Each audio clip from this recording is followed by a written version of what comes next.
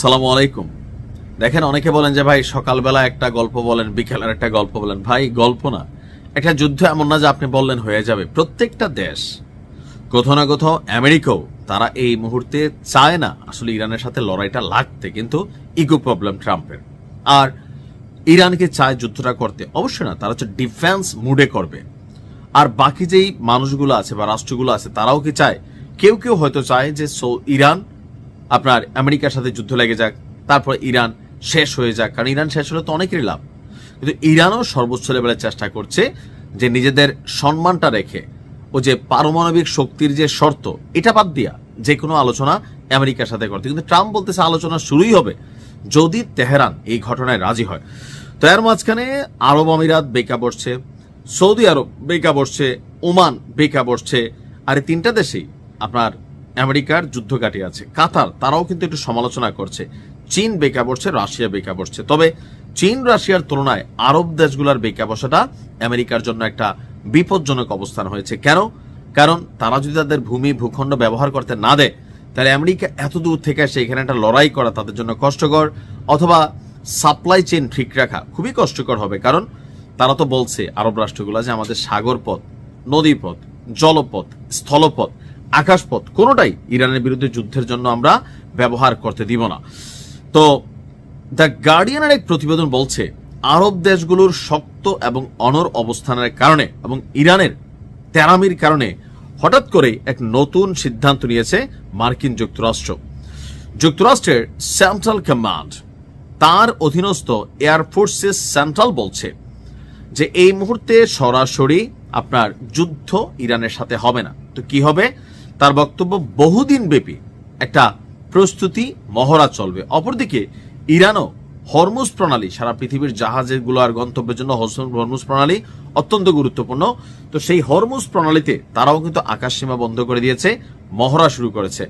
তো এখন বিষয়টা হয়ে গেছে কি মহড়া টু মহড়া, অর্থাৎ আমেরিকা আগ বাড়াইয়া এখন লাগবে না বোঝা যাচ্ছে। আবার ঘটাইতেও পারে যে এই ধরনের ঘোষণা দিয়া ইরানকে একটু কনসেপ্ট থেকে সরাই নিয়া চট করে একটা অ্যাকশন করে দিতে পারে। কারণ দ্যাটস আমেরিকা, উইথিন সেকেন্ড তারা তাদের কি বলা হয় যে যুদ্ধ বা এটার জন্য প্রস্তুতি নিতে পারে। তার হঠাৎ করে কি ঘোষণা আসছে যে বহুদিন ব্যাপী আপনার প্রস্তুতি মহড়া পরিচালনা করবে। এটা হচ্ছে ইরানকে ভয় দেখানোর জন্য। কেন? এই মহড়ার মাধ্যমে আপনার মার্টিন সেন্ট্রাল কমান্ড দায়িত্বপূর্ণ এলাকায় যুদ্ধ বিমান দ্রুত মোতায়েন, ছড়িয়ে দেওয়া এবং দীর্ঘ সময় ধরে পরিচালনার সক্ষমতা তারা দেখবে। অর্থাৎ ইরানকে বোঝানো হবে যে দেখো কি নিয়ে ঘুরতেছি, পারবা তুমি, যদি লাগো, তুমি যে ঝুঁকতে চাচ্ছ না, আমরা যদি ধরি পারবা। এটা হচ্ছে ইরানকে ভয় দেখাইয়া ওই যে পারমাণবিক ইস্যুতে তাদেরকে এক চেয়ারে বসানোর জন্য একটা পরিকল্পনা আমার কাছে মনে হয়। তবে এই মুহূর্তে যুদ্ধ শক্তভাবে হচ্ছে না বলে আশা করি, নাই হোক ইনশাল্লাহ দোয়া করি। বলা হচ্ছে মহড়ার নির্দিষ্ট তারিখ, স্থান কিংবা অংশগ্রহণকারী মার্কিন সামরিক সরঞ্জামের বিস্তারিত প্রকাশও করা হবে। অর্থাৎ এখানে আমেরিকা কি ধরনের মহড়া করবে, কি কি ডিসপ্লে হবে, তাদের সাথে কি আছে, এই সকল কিছু তারা বিস্তারিত জানাবে। স্যানকম জানিয়েছে পারমাণবিক শক্তিচালিত বৃহত্তর বিমানবাহী রণতরী ইউএসএস আব্রাহাম লিঙ্কের নেতৃত্বে একটি যুদ্ধ নৌবহর মধ্যপ্রাচ্যে পৌঁছেছে। এই রণতরীতে কয়েক ডজন যুদ্ধ বিমান এবং 5,000 নাবিক রয়েছে। এই বহরের সঙ্গে রয়েছে একাধিক গাইডেড মিসাইল ডেস্ট্রয়ার, যা বিমানবাহী রণতরীর প্রতিরক্ষা নিশ্চিত করে। ওয়াশিংটন পোস্টের প্রতিবেদন বলছে যুক্তরাষ্ট্র ওই অঞ্চলে F-15 স্ট্রাইক ইগল যুদ্ধ বিমানের একটি স্কোয়াড্রনও পাঠিয়েছে। এই ইউনিট এর আগেও 2024 সালের এপ্রিলে ইরানে যে অভিযান হয়েছিল তারা সেখানে জয়েন করেছিল।